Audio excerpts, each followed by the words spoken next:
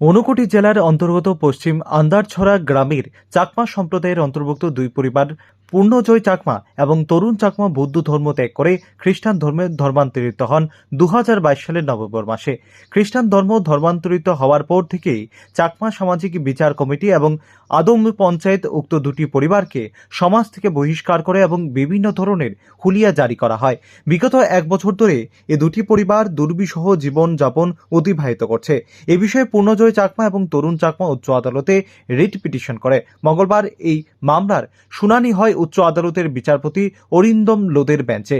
এই মামলার শুনানি শেষে সাংবাদিকদের মুখোমুখি হয়ে বিস্তারিত জানান আবেদনকারীর পক্ষে রাজ্যের বরিষ্ঠ আইনজীবী সম্রাট কর ভৌমিক। তিনি জানিয়েছেন, এই ঘটনা শোনার পর উচ্চ আদালতের বিচারপতি উষ্মা প্রকাশ করেছেন এবং অতিসত্বর প্রশাসনকে এই বিষয়ে দ্রুত ব্যবস্থাপনা গ্রহণ করার জন্য নির্দেশ প্রদান করেছেন। যারা এই ধরনের কাজ করেছে তাদের অতিসত্বর বন্ধ করার নির্দেশ দেন আদালত। দুজন চাকমা তার পরিবার সহ, একজন হচ্ছেন পূর্ণময় চাকমা, আরেকজন হচ্ছেন তরুণ চাকমা। ওরা ওদের পরিবার সহ বৌদ্ধ ধর্ম থেকে খ্রিস্টান ধর্মে ধর্মান্তরিত হয়েছিল। তারপর থেকে চাকমা সামাজিক বিচার কমিটি এবং ওদের আদম পঞ্চায়েত এই নামে ওদের দুটো সংস্থা চাকমাদের এদেরকে সমাজ থেকে বহিষ্কার করে এবং সেই নভেম্বর 2022 থেকেই এদের রুজি রোজগার যাতে বন্ধ হয় সেই ব্যবস্থাও করে। পূর্ণময় চাকমা হচ্ছে সাধারণ একজন লেবার, সে রেগার কাজ পায় না, তারপর কারুর জমিতে সে চাষ করতে পারে না।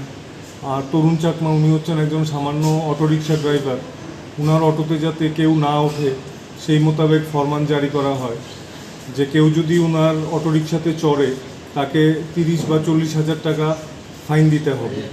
তো এইভাবে ওদের জীবনকে দুর্বিষহ করে দেওয়া হয়, ওদেরকে চার্চে যেতে দেওয়া হচ্ছে না এবং পুরো সমাজকে বলে দেওয়া হয়েছে যে যদি কোনোভাবে কোনো চাকমাকে এদের সঙ্গে মেলামেশা করতে দেখা যায় বা অন্য কোনো বৌদ্ধ ধর্মভুক্ত কোনো লোকেদের ওদের সঙ্গে দেখা করতে বা কথা বলতে দেখা যায় তাহলে তাদেরকেও ফাইন করা হবে।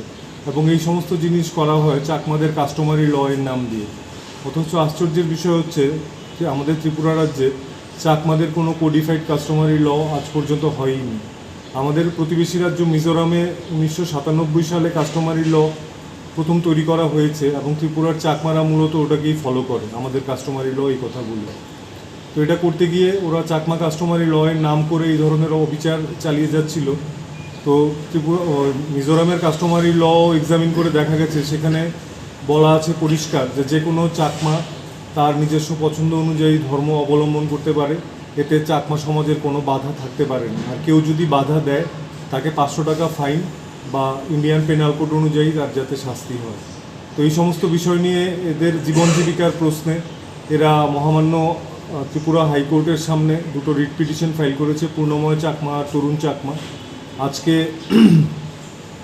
আমাদের অনারেবল জাস্টিস অরিন্দম লোদের কোর্টে এই মামলা দুটো উঠেছিল এবং জজ সাহেব হি ওয়াজ সারপ্রাইজড এই ধরনের জিনিস সভ্য সমাজে কীভাবে চলে। আর সবচেয়ে বড় কথা হচ্ছে সংবিধানে আমাদের যে কোনো ধর্ম প্রতিপালন করার স্বীকৃতি দেয়। ধর্মের নামে এই ধরনের ঘটনা সভ্য সমাজে কিভাবে চলে? ভারতের সংবিধান যে কোনো ধর্ম প্রতিপালনে স্বীকৃতি দেয়। এই ঘটনায় চাকমা সামাজিক বিচার সংস্থাগুলো যা করেছে ধর্মের নামে তা সম্পূর্ণ সংবিধান বহির্ভূত। Bureau report, rising Tripura.